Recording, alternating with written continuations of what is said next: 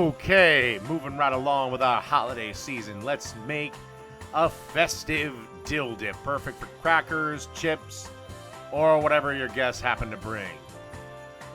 Start making this dip. It's real easy. I'm going to start with a cup of sour cream.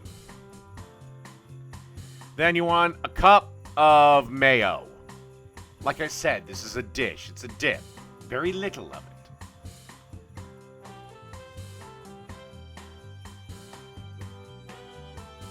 Then you want to bust open about a half a teaspoon of seasoning salt, a half a tablespoon of dill weed, half a tablespoon of white sugar, and 1.5 tablespoons of chopped onions. I suppose if you wanted to go with the dehydrated onions, you could, but I just decided to go with the fresh.